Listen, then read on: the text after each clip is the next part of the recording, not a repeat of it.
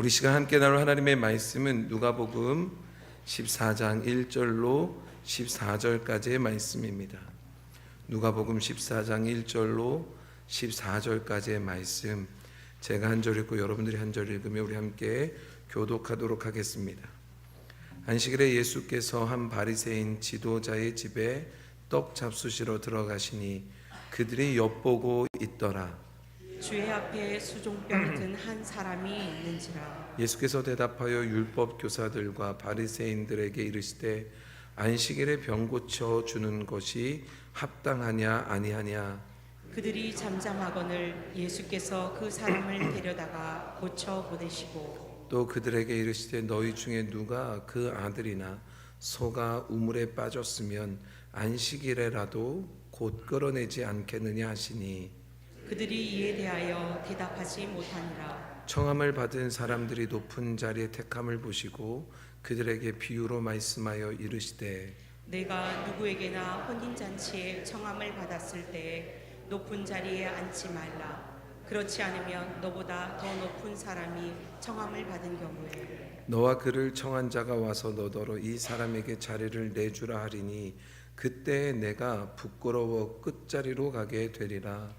청함을 받았을 때 차라리 가서 끝자리에 앉으라. 그러면 너를 청한 자가 와서 너더러 거시어 올라앉으라 하리니 그때에야 함께 앉은 모든 사람 앞에서 영광이 있으리라. 무릇 자기를 높이는 자는 낮아지고 자기를 낮추는 자는 높아지리라. 또 자기를 청한 자에게 이르시되 내가 점심이나 저녁이나 베풀거든 벗이나 형제나 친척이나 부한 이웃을 청하지 말라. 두렵건대 그 사람들이 너를 도로 청하여 내게 가품이 될까 하노라. 잔치를 베풀거든 차라리 가난한 자들과 몸 불편한 자들과 저는 자들과 맹인들을 청하라. 그리하면 그들이 갚을 것이 없으므로 내게 복이 되리니 이는 의인들의 부활 시에 내가 가품을 받겠음이라 하시더라. 아멘. 하나님 감사합니다. 오늘 주신 생명의 말씀을 오늘 붙들기를 원합니다. 우리의 마음에 온전히 새겨지기를 원합니다. 말씀으로 살아가기 원합니다. 하나님 오늘 이 시간 우리를 도와주사 하나님의 말씀을 듣고 행함으로 하나님의 나라의 백성, 하나님 방식으로 살아가는 복된 하나님의 자녀되게 도와주옵소서. 감사드리며 예수님의 이름으로 기도 올려옵나이다. 아멘. 할렐루야. 우선 죄송합니다. 제가 목소리가 많이 돌아온 건데 아직까지 조금만 좀 세게 말하면 갈라지고 좀 그래갖고, 또 제가 이제 오늘 오후부터 오늘 저녁 11시까지 집회가 있어요. 그래서 목을 좀 잘 관리해야 되는데 제가 목이 쉴 것 같아서 집회 못하겠다고 말씀드렸는데도 이거 꼭 해주셔라 뭐 이렇게 말씀하셔갖고 제가 어쩔 수 없이 청을 허락했고, 제가 그래서 이따가 오후에 또 가서 집회를 해서 11시에 아마 집회가 10시인가 끝나는 것 같더라고요. 그래서 10시, 그래서 오늘 굉장히 오랫동안 제가 목을 써야 돼서 오늘 제가 조금 살살 말해도 아픈 거 아닙니다, 여러분. 그러니까 오해하지 않으시고 잘 이해해 주시기를 바랍니다. 우선 수련에 관한 이야기를 조금 했으면 좋겠습니다. 수련회 참 은혜 중에 잘 마쳤습니다. 저희들이 동영상을 잘 준비해서 아마 다음 주쯤에 저희가 이제 여름 사역 전체 영상들 보고를 여러분들한테 할 텐데, 저희가 이번에 여름 성경학교는 약 100여 명의, 또 스태프들까지 하면 한 140, 150명의 스태프들과 함께하여서 여름 성경학교 참 잘 마쳤고, 또 청소년 수련회는 감사하게도 저희 교회가 섬길 수 있어서 저희 교회가 호스트 교회가 되어서 전국에 있는 교회들 청소년들을 모아서 저희가 800명의 인원들과, 또 제가 이렇게 그날 방문한 분들이 굉장히 많더라고요. 그러니까 장로님들도 뭐 목사님들도 사모님들도 권사님들도 그 아이들 수련회 한다니까 또 한번 가보고 싶으시잖아요. 그래서 이분 저분 막 여러 곳에서 오셨는데 100분이 넘어가시더라고요. 그러니까 전체 한 900분 정도가 수련회에 참여하셔서 은혜 시간 되었습니다. 제가 이번 수련회 인도하면서 그 학생들의 간증을 들어요. 제가 수련회 한 다음에 저는 평가회를 잘 안 합니다. 왜냐하면 우리가 받은 은혜의 시간인데 자꾸만 평가하다 보면 부정적인 것들만 자꾸만 생각하다 보면 은혜를 다 까먹더라고요. 그래서 저는 평가는 나중에 한 달, 두 달 정도 지난 다음에 우리 부족함을 좀 보고 지금은 은혜를 나눠야 되는 시간이라고 했는데, 감사하게도 많은 교회들이 동영상을 본인 교회도 보고 해야 되니까 올리면서 저한테 보내주셨는데, 거기 보니까 애들이 간증한 것들을 쫙 올려놓으셨더라고요. 네, 받으십시오. 네, 나가서 받으시면 됩니다. 근데 너무 감사하게도 이번에 아이들의 간증 가운데 하나님 만나고 체험한 학생들이 너무 많은 거예요. 저희가 예배를 4시간씩 드렸습니다. 수련회 가면. 네, 괜찮습니다. 네. 그래서 아이들과 7시부터 집회해갖고 11시 넘어서까지 저희 기도회까지 해서 끌었거든요. 근데 아이들의 고백 가운데 다 어떤 고백이 있냐면 4시간의 예배가 1시간보다도 짧게 느껴졌다는 거예요. 이게 정말로 자기들이 그렇게 하나님 앞에 무릎 꿇고 기도하며 하나님 만난 게 너무 행복한 시간이었다라는 고백들이, 간증들이 막 이어져 가는데, 정말 하나님이 우리를 사용하셔서, 부족한 우리 사용하셔서 정말로 많은 귀한 영혼들을 살리고 계시다, 이런 느낌들을 다시 한번 받습니다. 더 감사한 거는요, 그곳에서 결단하고 신학생이 되겠다면서 연락처를 준 학생들이 굉장히 많아지고 있어요. 벌써 제가 2명의 학생을 받았거든요. 2명의 학생들인데, 목사님 저 성결대학교 신학과 가고 싶어요. 네, 저 지금 고등학교 2학년인데 가고 싶어요. 여러분, 고3 때 결정한 게 아니에요. 성적이 떨어져서가 아니라 공부 잘하는데 자기는 사명을 가졌다는 거예요. 오늘 이 집회를 통해서 하나님 주신 사명 가지고 저 신학교 가갖고요, 이 사명대로 살고 싶어요 하면서 저한테 이렇게 쪽지 하나 적어줬고, 또 한 명의 학생도 적어줬고, 그래서 근데 지금 이거 다 모으면 제가 볼 때는 못해도 한 10명 이상은 하나님의 나라에 큰 일꾼들로 쓰임받겠다고 헌신하는 일이 생길 것 같습니다. 여러분 기도해 주시고 헌신해 주셔서 너무너무 감사합니다. 더더욱 우리 개동교회 성도들이 그곳에서 스텝으로 얼마나 고생하셨는지요, 제가 다 그렇게 보면서요, 굳은 일은 정말로 우리 개동교회 성도들이 다 하신 것 같아요. 눈에 띄고 보이고 앞자리에 설 수 있는 그런 거에는 하나도 없습니다. 다 뒤에서 정말로 땀을 뻘뻘 흘려가면서 일하신 그 수고가 우리 아이들을 주님께로 인도한 줄로 믿습니다. 수고한 모든 분들께 그래서 오늘 박수 한번 쳐드렸으면 좋겠습니다.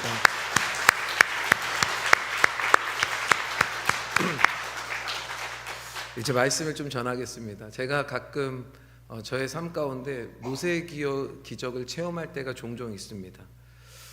언제 체험하냐면 성도님들하고 같이 식당에 가서 식사를 하면요, 모세의 체험을 경험합니다. 제 옆에 앉으시지 않으려고 갑자기 쫙 갈라지십니다. 그리고 저를 통과시키십니다. 그리고 저기 가서 앉으시라고, 저희가 왠지 상석인 것처럼 저를 이렇게 인도하십니다. 그래서 저는 늘 예전에도 말씀드렸지만 왜 매번 저는 이해담 목사님하고만 밥을 먹어야 되는지, 물론 이해는 돼요. 왜냐하면 생각해 보십시오. 저랑 밥 먹으면 편하겠습니까?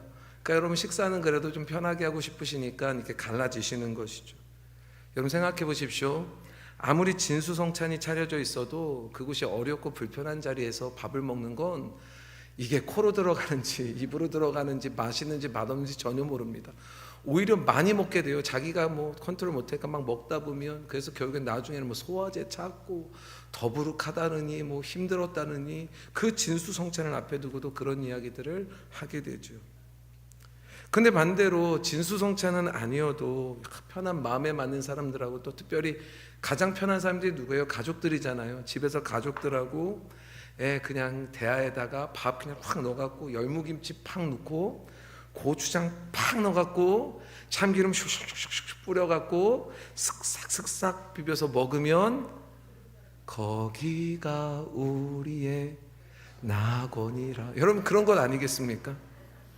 여러분 우리의 밥상 공동체는요, 저는 늘 그런 생각해요. 낙원이 돼야 된다고 생각합니다. 그리고 그 낙원에서 여러분 가시도 친 그러한 가시, 누군가를 찌르고 누군가를 무엇하는 여러분 그런 거요 어울리지 않습니다. 제가 개동교회 와서요, 처음에는요 목회자들 데리고 한 달에 한 번은 회식해야 되겠다 그래갖고요, 목회자들 데리고 이렇게 회식하러 다녔습니다. 저녁에 수고하니까요, 이렇게 같이 가서 밥도 먹고. 근데 가면은 무슨 얘기해요? 일 얘기하잖아요, 제가. 그러니까 점점 안 하고 싶어 하는 겁니다, 목회자들이. 이게 가시 같은 거죠. 본인들에게 불편한 거죠. 뭐 맛있는 거 아무리 사주면 뭐 합니까? 그래서 그 다음부터는요 제가요 이 회식을 안 합니다. 안 하고 차라리 일찍 들여보냅니다. 일찍 들여보냅니다. 여러분 생각해 보세요. 따뜻한 밥, 국, 많지는 않아도 정성스럽게 차려져 있는 그 반찬들 가지고 그곳에서 정말로 편안하게 마음껏 이렇게 밥을 먹고 그런 곳이 낙원이지. 진수성찬 차려있지만 그곳에 여러분 날카로운 가시 그 사람을 벨 것처럼 여러분 그런 칼을 딱 준비해 놓고 진수성찬을 앞에다 딱 대접하면 여러분 그게 좋은 것이겠습니까? 먹다 보면 체할 겁니다. 소화제가 분명히 필요할 겁니다. 저는 그 자리에 우리의 밥상 공동체 안에는요 오직 사랑의 수저와 저분만 있었으면 좋겠습니다. 그래서 여러분 수저를 들면서 웃음꽃이 막 폈으면 좋겠습니다.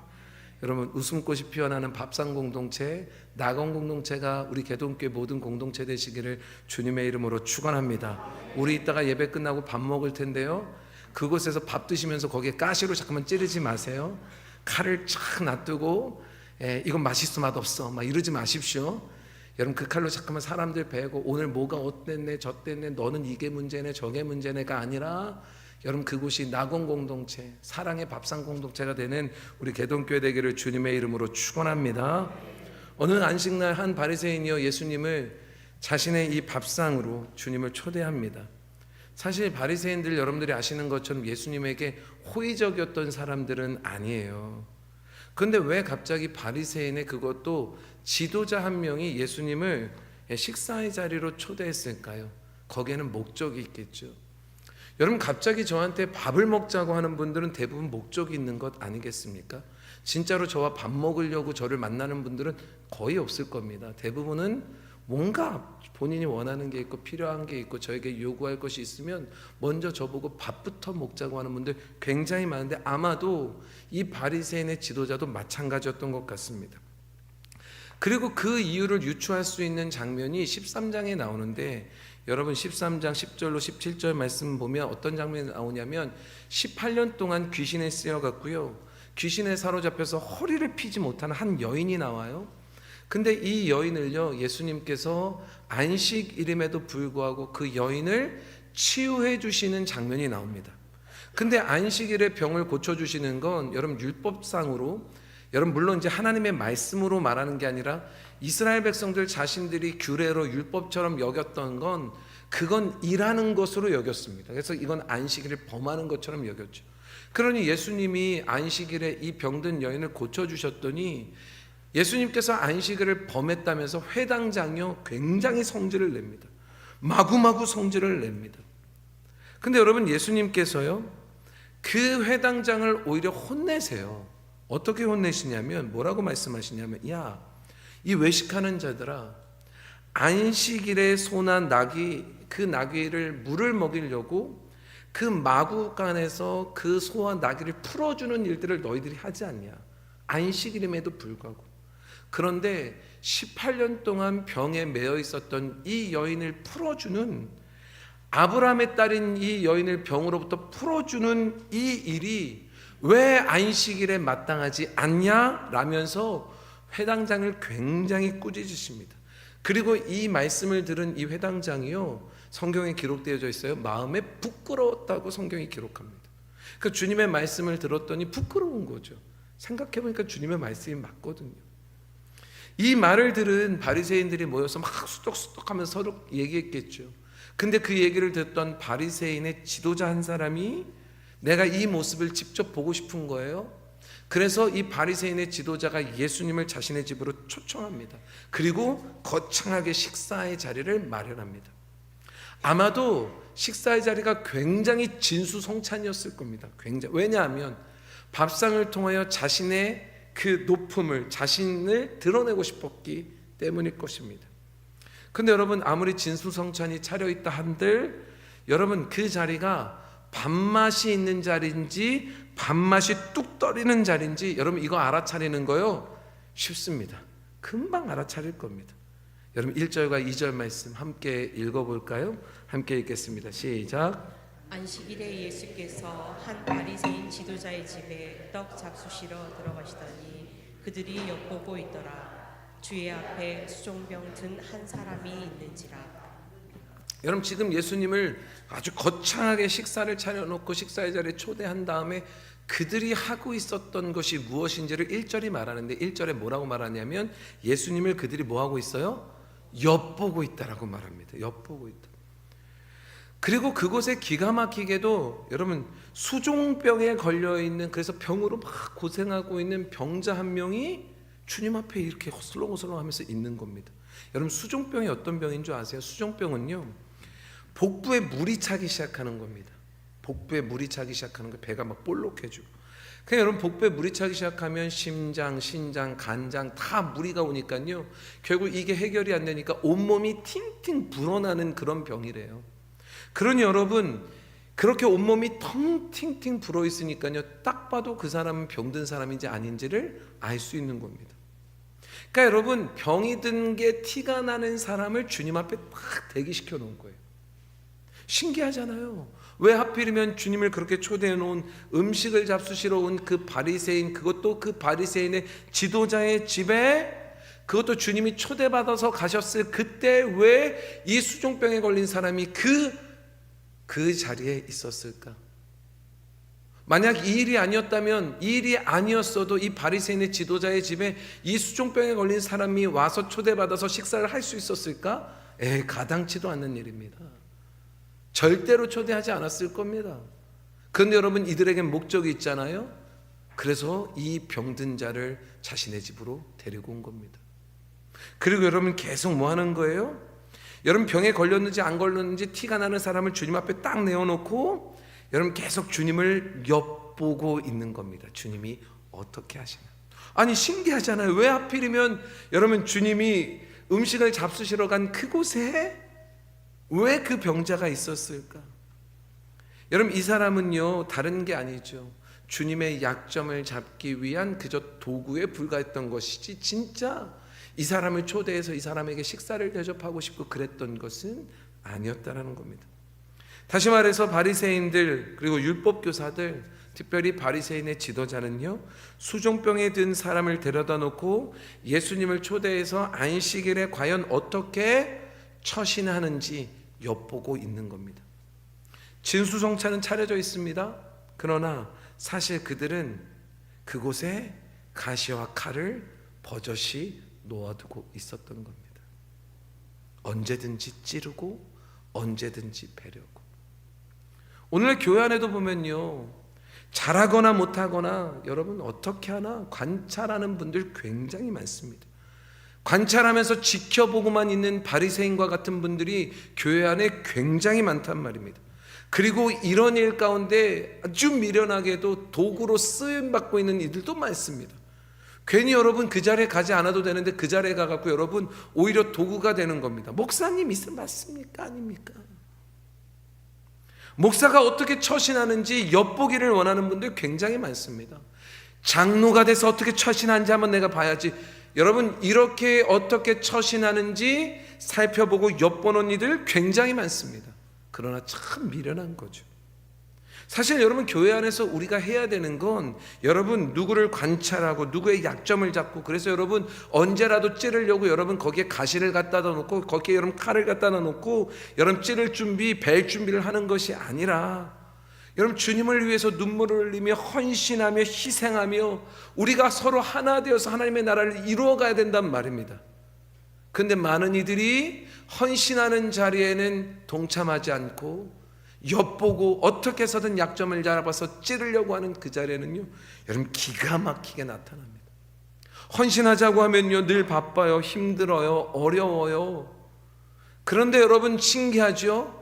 그 힘들고 멀고 어렵고 뭐 바쁘고 그런데도요, 여러분 눈은 절대로 또 떠나지 않습니다. 귀는 절대로, 귀는 쫑긋 세워갖고 어떤 행동을 하나, 어떤 말을 하나, 어떻게, 여러분 계속 관찰하고 관찰하며 여러분 엿보며 꼬투리를 잡으려고 얼마나 애쓰는지. 그러다 여러분 약점만 조금이라도 나타나면 어디선가 나타나갖고 여러분 가장 앞장서서 콘서트를 치는 분들이 교회 안에 있다라는 겁니다. 예수님을 초대해 놓고도 예수님의 약점을 잡으려고 애쓰는 자들, 여러분 오늘날 우리도 교회 나와서 온전한 예배자로 예수님을 마음에 모시고 온전한 예배를 드리고 헌신하기 위해서만 하기보다는 여러분 왠지 내가 한 말을 도대체 어떻게 반응해 주나? 저 사람이 내가 하는 이것에 어떻게 대처하나? 어떻게든 꼬투리 잡으려고 시간과 마음을 다 빼앗겨 버리고 있다면, 여러분 이렇게 바리새인들처럼 이러고 있다면 얼마나 미련합니까? 제가 예전에도 말씀드렸잖아요. 저는요 정말로 시간이 아깝습니다. 누군가를 미워할 시간이 아깝습니다. 누군가가 어떻게 행동하고 있는지 지켜보고 있을 수 있는 시간이 너무너무 아깝습니다. 우리에게 시간이 항상 주어지는 것 아니거든요. 주를 위해서 일할 때 여러분 저 사람이 어떻게 일하나 안 하나, 저 사람이 실수를 하나 안 하나, 저 사람이 무슨 말을 하나 안 하나, 저 사람이 내 말에 어떻게 대꾸하나, 어떻게 반응하나, 여러분 이거 살필 시간이 어디 있습니까? 하나님을 위해서 헌신하고 온전한 예배를 드리기 위해서 여러분 우리의 시간이 너무나 쉽게 지나가는데 왜 우리는 미련하게도 여전히 누군가를 엿보고 누군가를 관찰하고 누군가를 어떻게든 실수만 하면 찌르려고, 여러분 그 진수성찬을 멋있게 차려놓은 다음에 여러분 거기에다 가시를 멋있게 왜 두고 있는지 저는 이해를 못하겠습니다. 그런데 여러분 생각해 보세요. 바리새인들이 병자를 예수님 앞에 딱 도구 삼아서 놓고 그 진수성찬이 차려져 있지만 예수님이 과연 어떻게 하시나 이렇게 지켜보고 엿보고 있을 때, 여러분 안식일을 범하나 안 하나 책 잡으려고 그렇게 지켜보고 있을 때 우리 주님이 그거 아셨을까요? 모르셨을까요? 아시죠. 여러분 생각해 보십시오. 예수님은 호락호락하신 분이 아닙니다. 여러분 예수님은 그렇게 호락호락한 분이 아니에요. 예수님은요 정확하게 그들의 의도를 알고 계셨습니다. 그래서 오히려 여러분 율법교사들과 바리새인들이 여러분 몰려있는 그곳에서 오히려 주님이 이렇게 그들에게 물으세요. 3절 말씀 함께 읽겠습니다. 3절 시작. 예수께서 대답하여 율법교사들과 바리새인들에게 이르시되 안식일에 병 고쳐주는 것이 합당하냐 아니하냐. 여러분 이런 질문을 갑자기 주님이 하시니까요 자기들이 지금 엿보기만 있었지 어떤 얘기도 안 했거든요. 근데 주님이 갑자기 그들의 마음을 다 알고 계신 것처럼, 그들의 의도를 다 알고 계신 것처럼 주님이 이렇게 말하니까요 자기들의 의도가 들통난 것처럼 부끄러워서 아무도 대답을 하지 못합니다. 그러자 주님이 이 병자를 부르세요. 그리고 이 병자를 고쳐주시고 이렇게 말씀하세요. 5절 말씀 5절 함께 읽습니다. 시작. 또 그들에게 이르시되 너희 중에 누가 그 아들이나 소가 우물에 빠졌으면 안식일에라도 곧 끌어내지 않겠느냐 하시니. 여러분 생각해 보십시오. 안식일을 지킨다면서 노동 일을 전혀 하지 않는다고 하지만 만약 자신들의 자녀가 그리고 자신들이 가장 아끼는 그 값비싼 그 소가 우물에 딱 빠진다고 생각해 보십시오. 건지지 않겠습니까? 아니에요? 난 지금 안식일에 노동하면 안 되니까, 나는 일하면 안 되니까 자녀가 죽든 말든 내 큰 재산이 막 다 망하든 말든 가만히 계시겠습니까? 그럴 분들이 아무도 없을 겁니다. 바리새인들도 율법교사들도 마찬가지였습니다. 근데 여러분 그럼에도 불구하고 그들은 명확하게 안식일을 지키냐 안 지키냐만 엿보고 있는 겁니다. 예수님의 이 5절의 말씀에 여러분 여전히 그 바리새인들 율법교사들 아무 대답도 하지 못합니다. 오히려 여러분 이제는 그냥 밥 먹는 자리인 것처럼, 아직도 그들이 말은 하지 않았잖아요. 엿보고만 있었지. 근데 주님이 먼저 말하시니까 아무 일도 없었냐는 듯이 그들이 여러분 슬금슬금 준비되어져 있는 식사의 자리에 앉기 시작합니다. 근데 여러분 그 모습을 봤더니 정말로 과간도 아닙니다. 이스라엘 백성들이 여러분 잔치를 열고 식사를 하면요 U자 형태의 그런 테이블을 준비합니다. 아니면 디귿자를 거꾸로 한 이런 형태를. 그래서 주인이 앉으면 그 옆으로 인해서 쫙 상석들이 이제 구성되기 시작하는데 어디가 상석일까요? 주인과 가까운 자리가 상석이겠죠. 근데 여러분 그들이 아무 일도 없는 것처럼 여기면서 여러분 음식을 먹으려고 식탁의 자리에 앉는 그 모습을 봤는데, 여러분 그게 과간도 아닌 것이 서로 내가 윗자리 상석에 앉으려고 서로 눈치 보면서 먼저 막 몸을 움직이고, 또 여러분 누가 이렇게 먼저 가 있으면 비기라고 내가 여기라고 이러고 있는 모습을 주님이 보신 겁니다. 여러분 그 모습을 보시고 예수님께서 비유로 겸손에 대해서 말씀해 주세요. 이 말씀이 8절로 11절에 기록되어져 있는데 길지만 우리 함께 좀 읽어보겠습니다. 함께 읽을까요? 시작. 내가 누구에게나 혼인잔치에 청함을 받았을 때 높은 자리에 앉지 말라. 그렇지 않으면 너보다 더 높은 사람이 청함을 받은 경우에 너와 그를 청한 자가 와서 나더러 이 사람에게 자리를 내주라 하리니 그때에 내가 부끄러워 끝자리로 가게 되리라. 청함을 받았을 때 차라리 가서 끝자리에 앉으라. 그러면 너를 청한 자가 와서 너더러 거시어 올라 앉으라 하리니 그때에야 함께 앉은 모든 사람 앞에서 영광이 있으리라. 무릇 자기를 높이는 자는 낮아지고 자기를 낮추는 자는 높아지리라. 이 말씀이 이해가 안 되시는 분은 없을 겁니다. 너무나 쉽게 주님이 비유로 말씀해 주세요. 그리고 나서 이어서 또 자신을 초대한 바리새인 지도자가 있지 않습니까? 그러면 그 지도자에게 여러분, 당신이 초대해야 될 사람이 이런 사람들이 아니다. 당신이 정말로 초대해야 될 사람이 누구인지에 대해서도 말씀해 주십니다. 여러분 12절로 14절 이 말씀도 읽어보겠습니다. 시작. 또 자기를 청한 자에게 이르시되 내가 점심이나 저녁이나 베풀거든 벗이나 형제나 친척이나 부한 이웃을 청하지 말라. 두렵건대 그 사람들이 너를 도로 청하여 내게 갚음이 될까 하노라. 잔치를 베풀거든 차라리 가난한 자들과 몸 불편한 자들과 저는 자들과 맹인들을 청하라. 그리하면 그들이 갚을 것이 없으므로 내게 복이 되리니 이는 의인들의 부활 시에 내가 갚음을 받음이라 하시더라. 사실 우리는 예수님의 이 비유의 말씀을 여러분 우리요 모르는 사람 없습니다. 이해 못하는 사람도 없을 겁니다. 무슨 말씀하시는지 너무나 잘 압니다. 문제는요, 이게 우리의 삶의 현실이 되는 것은 너무너무 어려워, 힘들어, 너무너무 어려워요. 여러분들의 삶을 한번 생각해 보십시오. 여러분 지금 주님께서 지금 문제 제기하고 계신 거, 오히려 그들이 문제 제기하려고 했는데 반대로 주님이 문제 제기하시는 게 어떤 거냐면 안식일의 문제와 낮은 자리에 앉는 문제와 초대할 사람, 어떤 사람을 초대해야 될지에 대한 문제를 주님이 말씀하시는 거예요. 근데 여러분 지금 이 모든 것이 결국엔 어떤 거냐면 하나님의 관심이 무엇인지, 하나님 나라의 방식이 무엇인지, 하나님 나라의 방법이 무엇인지를 우리에게 말씀하시는 거란 말이에요. 다시 처음으로 한번 돌아가 보실래요? 예수님을 식사의 자리에 초대한 이 바리새인, 여러분 성경이 그를 지도자라고 표현했으니까요, 그는 당시에 모든 사람이 알만한 사람이었을 겁니다. 근데 여러분 그가 왜 예수님을 초대했습니까? 우리 아까도 말했잖아요. 예수님이 안식일을 범하나 안 하나 시험하기 위해서. 그거 이미 회당장에서 일어났던 일들 들었는데 그걸 자기가 직접 확인하고 싶어서요. 그래서 여러분 잔치와는 어울리지 않는 그 수종병에 걸려있는 사람을 부른 겁니다. 잔치와 전혀 어울리지 않아요. 여태까지 자기가 그 병든 사람들을 그렇게 잔치 자리에 초대한 적이 없단 말입니다. 근데 그 사람을, 예수님을 시험하기 위해서 초대한 겁니다.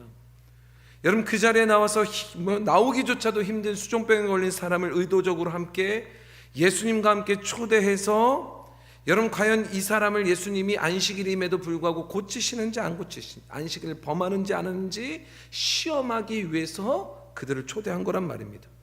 아까도 말한 것처럼 예수님은 그 의도를 너무너무 잘 아셨죠. 그래서 수종병에 걸린 병자를 고쳐주심으로 안식일을 주신 하나님의 방법, 하나님의 근본적인 마음에 대해서 지금 말씀해 주시는 거예요. 자, 율법에서 이렇게 기록되어져 있어요. 안식일을 거룩하게 지켜라, 아무 일도 하지 말라, 이렇게 말씀하세요. 근데 여러분 하나님께서 주신 하나님의 방법은 사실은 사사로운 일을 위해서 안식일을 범하지 말라는 겁니다. 혹시 너의 이익을 위해서, 이익을 추구하기 위해서, 아니면 오락을 하기 위해서 안식일을 범하는 것, 이런 일들을 하지 마라, 금해라, 이렇게 주신 거거든요. 근데 여러분 세월이 지나는 동안 수없이 많은 지도자들, 여러분 율법교사들, 많은 사람들이 수없이 많은 금지 조항들을 막 만들면서 하나님이 주신 하나님의 방법이 형식에 치우치기 시작한 겁니다. 그래서 사람들이 여러분 그냥 이런 형식을 지키면 하나님의 방법으로 사는 줄 착각한 겁니다. 그리고 지금 이스라엘 한번 가보시면, 저도 이건 다큐멘터리로만 봤는데 저는 이스라엘 아직 가보지 못했거든요. 지금도 이스라엘의 근본주의자들은요, 지금도 안식일에 이 조항들을 철저히 지킬 것을 요구합니다. 그래서 여러분 실제로 안식일에 여러분 도로에 나가갖고요, 안식일에 운전하는 사람들이 있으면 그들에게 돌을 던지더라고요. 안식일을 범했다고. 아니, 돌 던지는 건 괜찮고 운전하는 건 잘못된 겁니까? 지금도 그렇습니다. 제가 어릴 때 교회 다니면서요, 이해하지 못했던 거 굉장히 많은데 그 중에 하나가 뭐였냐면, 주일에 이 학생들, 어린아이들, 저 주일학교 때, 주일학교보다 더 어렸을 때도 마찬가지였지만 주일에 저희들 보고요, 나가서 물건 사면 안 된다고 말씀하셨습니다. 가게에 가서 뭐 사는 거요? 이거 주일날 주일 범하는 거라고, 안식일 범하는 거라고 저희들 가르치셨습니다, 선생님들이. 그게 이해가 안 가는 거예요. 제가 실제로는 이 말씀 듣고 끄떡이었습니다. 하나님의 말씀이니 그렇겠지. 그러니까 여러분, 가게 안 가려고요, 그래도 한 번만 잘못해갖고 오락실에 한 번 갔다가 잡히면 막 두들겨 맞고 막 그랬습니다. 진짜로요. 뭐 개처럼 끌려 나오기도 하고 막 그랬었습니다. 안식일 막 범했다고. 근데 여러분, 제가 목사 아들이잖아요. 그러니까 여러분, 저는요, 주일날 되면 아침부터 저녁까지 교회에 있는단 말이에요. 심지어 저는 교회에 살았으니까요, 그 칸막이 또 지하방에. 그러니까 늘 교회에 있으니까요, 뭔가 이렇게 먹고 그러면 같이 가갖고 목사님하고 같이 또 선생님들하고 같이 밥 먹는데, 어느 날 봤더니 주일날 밤에 선생님들하고 교역자들이 함께 어딜 가냐면 식당에 가시더라고요. 식당에 가셔서 밥을 드시더라고요. 당연히 목사야 되니까 저도 가서 같이 먹었겠죠. 여러분, 근데 제가 그게 이해가 안 가는 거예요. 아니, 우리한테는 가게 가지 말라고, 물건 사지 말라고 하면서 어떻게 여기서 밥을 먹지? 제가 그 어린 나이에도 그랬습니다. 더 문제는 뭔지 아세요? 더 문제는 저희들 보고는 가게도 가지 말라고 했던 그 선생님들이요, 그 선생님들이 식사 후에 다방을 가시더라고요. 여러분, 제가 이 개동교에서도 경험했습니다. 예전에요, 여러분, 저기 위에 목욕탕 있죠? 여기 서림 목욕탕 말고 저 위에 그 밑에 옹달샘이라고 카페 있었습니다. 청년 선생님들이 거기를 가시더라고요. 근데 제가 가는 다방은 거기가 아니에요. 그거보다 더 일찍이에요. 근데 여러분, 그때 아마 원로 목사님이나 사모님이 아마 무슨 일이 있었던지 저희를 그 선생님들에게 맡겼나 봐요. 제가 다방을 그때 처음 경험했습니다. 선생님들하고 같이 갔거든요. 그리고 저보고 우유를 하면서 프림을 타갖고, 예, 그래서 먹는데 또 거기서 자기들끼리 뭐 연애 얘기하고, 제가 있는데도. 저희들 보고는 슈퍼 가지 말아라, 가게 가지 마라, 물건 사지 마라 했던 선생님들이, 그런 여러분, 어리었던 저의 마음 가운데 어떤 혼돈이 왔냐면, 아니, 슈퍼에서 물건 사는 건 안 되고 식당에서 밥 먹는 건 되나? 아니, 다방 와갖고 이렇게 커피 말고 노는 건 괜찮나? 연애하는 건 괜찮나? 얼마나 혼란스러웠던지. 자, 그러면 여러분, 하나님이 안식일을 주신 이유가 뭘까요? 여러분, 이 안식일을 통해서 사람들을 이거 하지 마, 저거 하지 마, 저거 하지 마, 이거 하지 마, 이렇게 우리를 괴롭히려고 주신 겁니까? 아니잖아요. 여러분, 안식일은 그 말대로 안식을 위해서 주신 거예요. 그리고 이 안식은 여러분, 사람들을 위해서 주신 것이란 말입니다. 그래서 여러분, 예수님이 마가복음 2장 27절에서 28절 말씀 보면 이렇게 말씀하세요. 사람이 안식일을 위해서 있는 게 아니라 안식일이 누구를 위해서 있어요? 사람을 위해서 있는 거라고 말씀하셨단 말입니다. 그러면 그 뒤에 굉장히 중요한 말씀하시는데, 안식일의 주인은 누구래요? 예수님이라고. 예수님이 안식일의 주인이라고 성경이 선포하십니다. 여러분, 이거 읽을까요? 읽읍시다. 찾아서 읽어볼까요? 마가복음 2장 27절로 28절 말씀. 우리도 이러한 마음으로 함께 읽어볼까요? 함께 읽습니다. 시작. 또 이르시되 위하여 있는 것이 아니니 이러므로 인자는 안식일에도 주인이니라. 그런 여러분, 진정한 안식은 뭡니까? 슈퍼 가갖고 여러분 물건 안 사는 겁니까? 식당 안 가는 겁니까? 커피 안 마시는 겁니까? 여러분, 그러면 여러분들은 이미 다 안식일을 범하셨습니다. 여러분, 지금 안식일의 의미는 그게 아니에요. 하나님 나라의 방식은 그게 아니란 말입니다. 여러분, 안식일의 진정한 의미는 우리에게 쉼을 주시는 거예요. 그리고 진정한 쉼이 무엇인지를 말씀하세요. 진정한 안식은 뭡니까? 우리가 주님 앞에 나오는 겁니다. 주님과 함께 하는 겁니다. 이게 진정한 안식이고 이것이 하나님 나라의 방식이라고 말씀하는 거예요. 자, 그러면 여러분 생각해 보십시오. 수종병에 걸린 사람에게 진정한 안식은 뭘까요?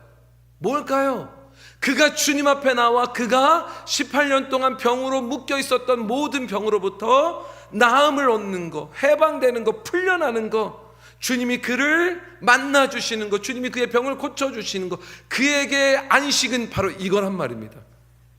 그래서 주님은 사람들의 그런 따가운 감시, 따가운 시선 아랑곳하지도 않으시고 안식일의 주인 되셔서 그 병을 고쳐주신 것입니다. 이것이 주님이 이 땅에 오신 목적이거든요. 안식일의 주인이신 주님이 뭐라고 말씀하십니까? 오늘 우리에게도 동일하게 말씀하시는 거예요. 수고하고 무거운 짐진 자들아 다 내게로 오라. 그리고 굉장히 중요한 말씀하시죠. 내가 너희를 뭐하게 하리라? 쉬게 하리라. 오늘 이 아침에 오늘 우리에게도 동일하게 주님이 이 안식일에 하나님 나라의 방법으로 살기를 원하세요. 그 방법이 뭐예요? 이 안식일에 수고하고 무거운 짐 모든 것 가지고 주님 앞에 나오는 것입니다. 그래서 주님으로 인해서 쉼을 얻는 것입니다. 오늘 이러한 하나님의 방법으로 안식일을 지키게 되는 저와 여러분들 되시기를 주님의 이름으로 축원합니다. 그리고 예수님께서 초청받은 자들마다 저마다 식탁에 그냥 먼저 높은 자리에 앉으시려고 하는 그 모습을 눈여겨보세요. 그리고 낮은 자리에 앉아야 되는 것을 가르치십니다. 여러분, 부귀, 권력, 힘, 명예, 여러분 사회 지도층, 여러분 이런 인사들만 초대한 주인, 이 주인을 또한 보시면서 당장 눈앞에 보이는 너의 이익을 위한 그러한 사람들보다도 당장 너에게는 아무것도 없는 것 같지만 영원한 보상이 주어지는 자들을 초대하라고 주님이 우리를 부르시는 거죠. 여러분, 나에게 잘할 사람들에게만 밥 사주고 초대하고 먹고 이건 아무 소용없는 겁니다. 이건 세상도 똑같아. 이건 세상의 방식입니다. 그러나 나에게 아무런 이익이 없지만 그들을 위해서 초대하고 헌신하고 섬기고 이건 하늘의 영원한 보상이 주어지는 거예요. 우리가 왜 이 여름 성경학교를 이렇게 하고 이렇게 힘들지만 이걸 합니까? 왜 청소년들을 위해서 물질과 헌신과 시간과 이거 왜 했습니까? 우리가 그들에게 뭐 하면 그들이 나중에 우리에게 뭔가를 해줍니까? 우리가 뭔가 보상을 받습니까? 아니죠. 우리에게 보상이 하나도 주어지지 않지만 그러나 하나님이 하나님의 방법으로 우리를 채워주실 것을 아니, 여러분, 그러니 우리는 믿음으로 하나님의 방식으로 하나님의 방법으로 이 일들을 감당하는 거란 말입니다. 물론 세상적인 관점으로 보면요, 세상적인 방법으로는요, 오히려 여러분 능력자, 힘 있는 사람들 초대하고 그들을 상석에 앉히고 여러분 이런 게 옳아 보일 것입니다. 그래야 세상에서도 인정받는 자가 되고 세상에서도 도움받고, 여러분 그러지 않겠습니까? 우리가 무슨 일 할 때 여러분 높은 대통령 한번 모시고 여러분 국회의원 모시고 뭐 구청장 모시고 그래서 상석에 앉혀놓고 나면 우리가 무슨 일 할 때 도움받겠죠. 근데 정말로 그게 하나님 나라의 방식이란 말입니다. 하나님 나라의 방식은 그게 아니라는 거예요. 여러분, 잔치에 초대받은 이들이 상석을 원했던 이유가 뭡니까? 한번 생각해 보십시오. 왜 그들이 상석에 앉으려고 할까? 여러분들, 왜 여러분들이 자꾸만 상석에 앉고 싶습니까? 여러분들 명예 때문입니다. 그래서 내가 섬김을 받고 싶은 겁니다. 내가 이렇게 내가 헌신했으니 내가 섬김 받아야지. 또 이름이 있고 저명한 사람들을 초대하는 이유가 뭡니까? 그것도 마찬가지의 명예예요. 그 사람들을 초대해야 나의 이름이, 나의 명예가, 우리 교회의 이름이 높아질 것이라는 굉장히 세상적인 방법, 그릇된 생각으로 행하고 있는 거란 말입니다. 아까도 말한 것처럼 물론 세상적인 방법으로는 그게 옳아요. 그렇게 하는 게 정말로 여러분들에게 도움이 될 겁니다. 그러나 여러분, 이건 세상에 이치고 세상의 방법이잖아요. 하나님 나라의 하나님의 백성의 방법은 아니잖아요. 그런데도 우리는 오늘날 그것을 당연한 것처럼 교회 안에서도 주장하고 그렇게 사는 것을 당연한 지혜처럼 여기며 우리는 신앙생활 열심히 하고 있다며 다른 사람이 조금만 안식일을 어기는 것 같으면 난리를 치는 겁니다. 여러분, 하나님 나라에 초대받은 성도들은 어떤 사람들입니까? 이 땅을 살면서 이 땅의 방법으로 살지 않았던 사람들이 천국 가는 겁니다. 하나님의 방식대로 살아가는 사람들이 천국 가는 것 아니겠습니까? 그러면 이 땅에서 하나님 나라의 방식으로 사는 사람들의 모습은 어떤 것입니까? 자신들이 만들어 놓은 그 전통, 그 경험, 이것을 철저히 지키는 사람들입니까? 바리새인들처럼 아닙니다. 오히려 주님께서 하나님 나라는, 그리고 하나님 나라의 백성들은 낮은 자리에 앉은 사람들, 다시 말해서 겸손한 사람들, 그리고 그들을 위해서 예배하고 헌신하는 사람들을 위한 곳이라고 성경이 말씀해 주십니다. 그래서 여러분 11절에 주님이 너무너무 명확하게 이렇게 우리에게 말씀하세요. 11절, 누구든지 자신을 뭐하는 자? 높이는 자는 어떻게 돼요? 낮아지고 자기를 낮추는 자는 어떻게 돼요? 높아지리니 여러분, 이 놀라운 말씀 앞에 우리가 하나님의 방식으로 살기로 결단하지 않고 우리 여전히 이 방식과 반대되는 세상의 방식으로 살아가면 훗날 주님이요, 우리는 당연히 내가 막 목사고 장로고 그러니까 하나님 나라에서 상석인 줄 알고 막 상석을 사람들을 미치고 막 가면 주님이 그러실걸요.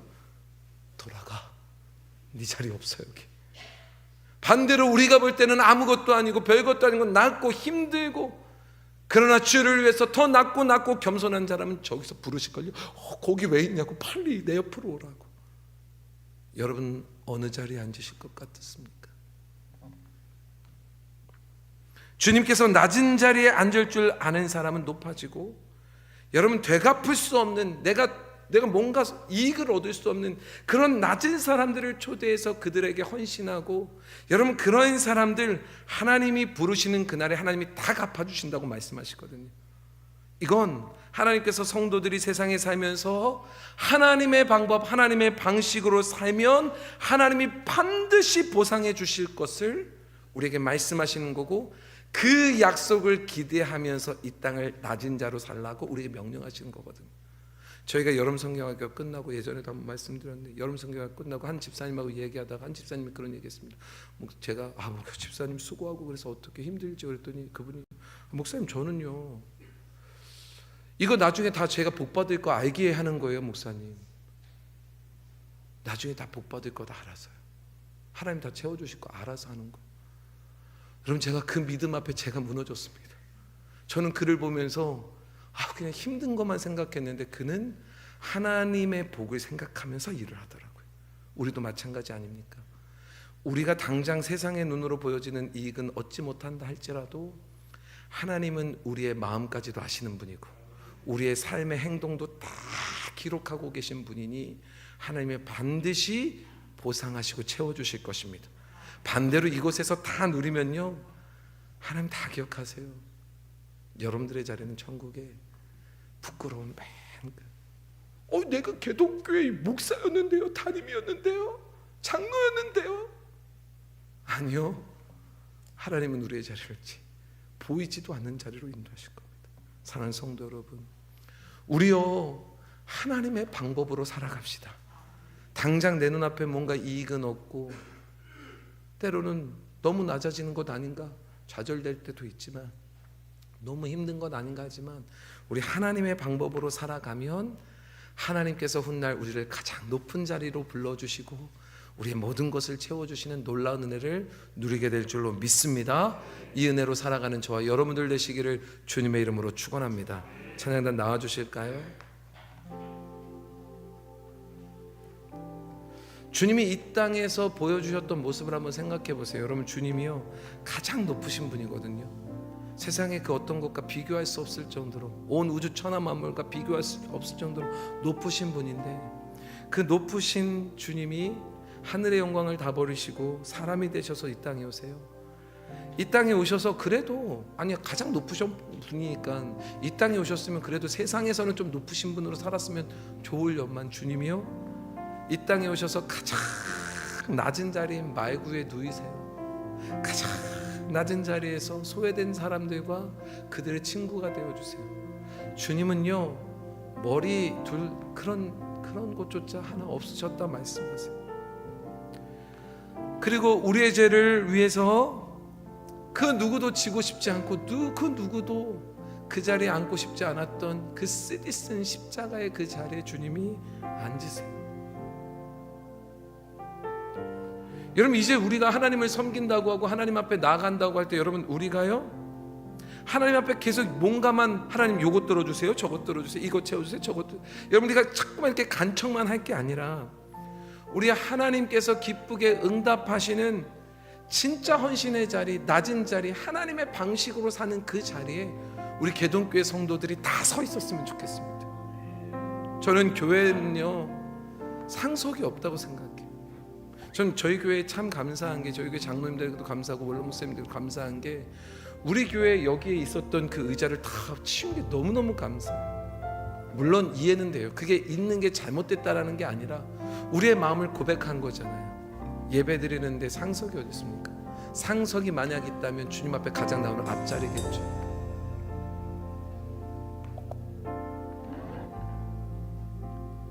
여러분, 왜 많은 사람들이 하나님을 보지 못할까요? 신앙생활하면서도 왜 하나님을 보지 못하고 자꾸만 하나님 도대체 어디 계십니까? 왜 보이지 않습니까? 보였으면 좋겠습니다. 여러분, 왜 그럴까요? 생각해 보십시오. 하나님은 가장 낮은 자리에 오셔서 가장 낮은 사람들과 함께 하시며 그곳에 계신데, 우리는 늘 어떻게 하면 더 높아질까? 어디가 더 상석일까? 여러분, 그러면서 계속 높은 곳 목만 점점 높아져 갖고 이게 숙여지질 않는 거예요. 숙여지지. 하나님은 가장 낮은 곳에 계신데 우리는 가장 높아지려고만 하고 높은 곳만 바라보고 높게만 대접받길 원하니 낮은 곳에 계신 하나님이 보이지가 않는 겁니다. 안 보이실걸요? 안 보이실걸요? 하나님이 사람이 되셔서 이 땅에 오셨고 가장 낮은 자리인 그 말도 안 되는 그 자리에서 태어나셨고 소외된 사람들의 친구가 되어주셨던 그 주님, 바로 이러한 하나님의 방식으로 오늘 우리도 살기를 원하는. 근데 여러분, 하나님 그렇게 살기 원하시는데 우리는 자꾸만 높은 자리만 찾고 있으니, 내 자리가 어딘가, 내 자리가 어디가 더 높나, 내 자리가 어디 상석에 있나 없나. 여러분, 그러며 다른 사람이 안식일을 어떻게 지키나만 엿보고 있으니 얼마나 모순적이고 얼마나 부끄럽고 얼마나 미련한 모습입니까? 여러분, 우리 모두 하나님이 기뻐하시는 하나님의 방식, 하나님의 방법으로 가장 낮은 자리에 찾아 그곳에 함께하고 그렇게 섬기고 그렇게 헌신하며 주님과 함께 동행하는 복된 우리 개동교회 성도들 되시기를 주님의 이름으로 축원합니다. 우리의 섬김이 더 낮은 곳으로, 우리의 고백이 더 낮은 곳으로 쓰러져 있는 그들을 향해 당신이 그랬듯 더 낮은 곳으로, 낮은 곳으로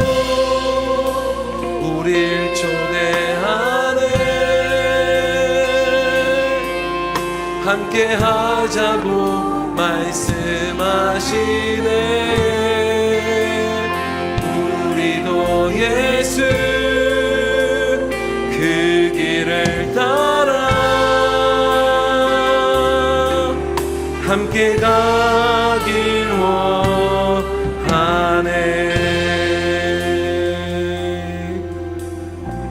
다시 한번 처음부터 함께 고백할까요? 우리의 섬김이 더 낮은 곳으로, 우리의 고백이 더 낮은 곳으로 쓰러져 있는 그들을 향해 당신이 그랬듯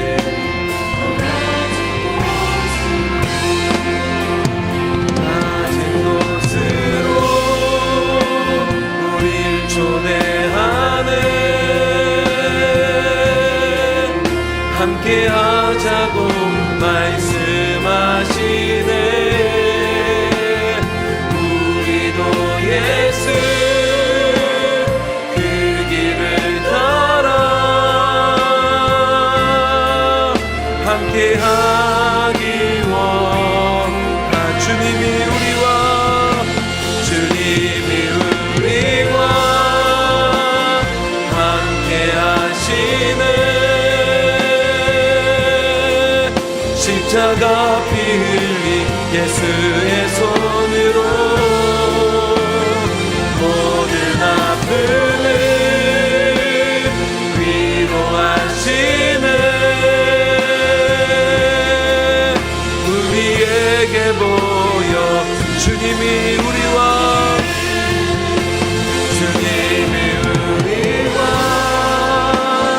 함께 하시네.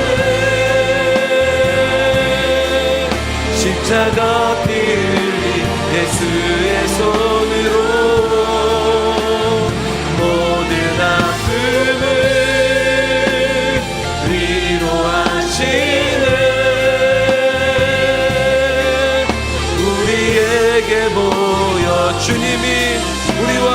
계십니다. 주님이 우리와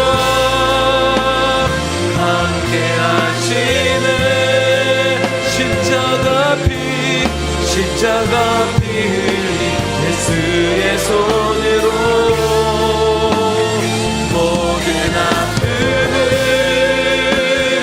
위로하시네. 우리 마지막으로 다 함께 고백합시다. 주님이 우리와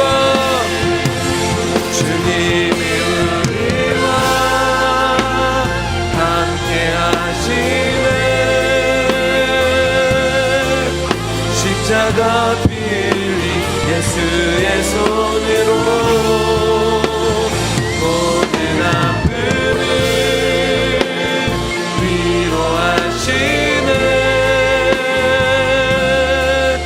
우리에게 보여주셨네.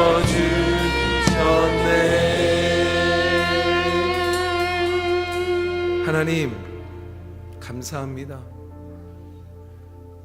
가장 낮은 자리에 임하셔서 우리의 진정한 안식이 되어주신 주님, 우리도 그 낮은 자리로 주님과 함께 나아가자 초대하시는 주님, 세상에 소외당하고 아프고 상처받은 많은 이들을 초대하시며 진정한 안식을 주시기 위하여 그 낮은 자리에서 섬기기를 원하시는 주님, 그 말씀을 우리 개동교회 성도들이 현실로 이루어가는 복된 성도들 되기를 원합니다. 우리에게 저 북녘 땅의 소망을 허락하여 주셨습니다. 그들에게 나아갈 때 우리가 높은 자가 되어서 나아가면 오히려 그들은 상처를 받을 것입니다. 그들은 주님 앞에 나오는 것이 아니라 주님을 떠날 것입니다. 그러나 우리 개동교회 성도들을 이렇게 훈련시키시며 그들 앞에 낮은 자의 모습으로 나아갈 수 있도록 우리를 가르치시고 인도하시는 하나님 감사합니다. 하나님, 훗날 가장 낮은 자의 모습으로 저 북녘 땅을 향하여 믿음으로 나아가 하나님이 우리에게 주신 사명과 소명을 이루어가는 복된 우리 개동교회 성도들 되게 하시고 우리의 다음 세대들 되게 도와주옵소서. 이루실 하나님을 신뢰하며 거룩하신 예수님의 이름으로 기도드렸습니다. 아멘.